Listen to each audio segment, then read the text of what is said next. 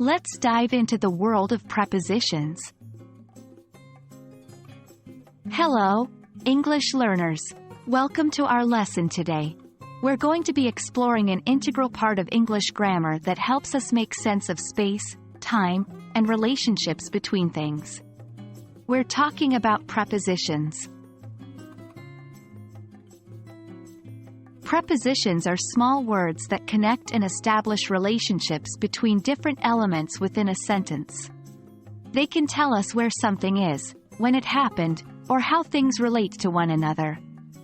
Some of the most common prepositions include words like in, at, on, by, and with. For instance, in the sentence, "The book is on the table," the word on is the preposition, linking book and table.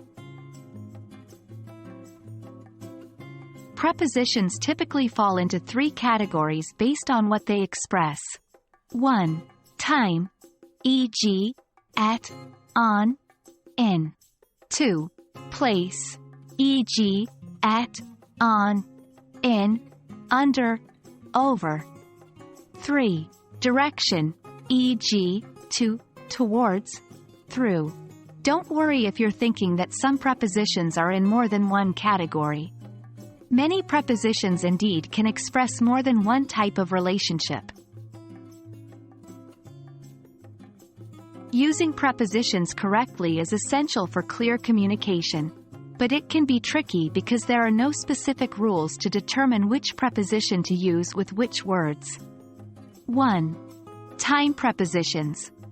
At is used for specific times, on is used for specific days, and in is used for longer time periods.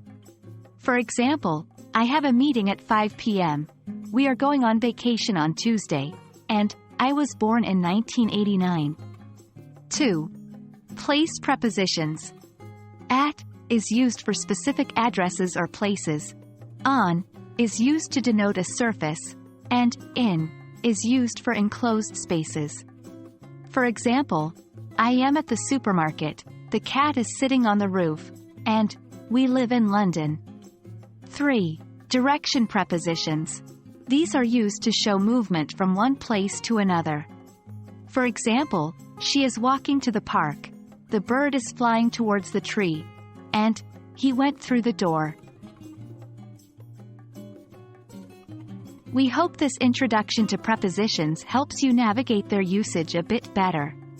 Remember, practice is key when it comes to mastering prepositions.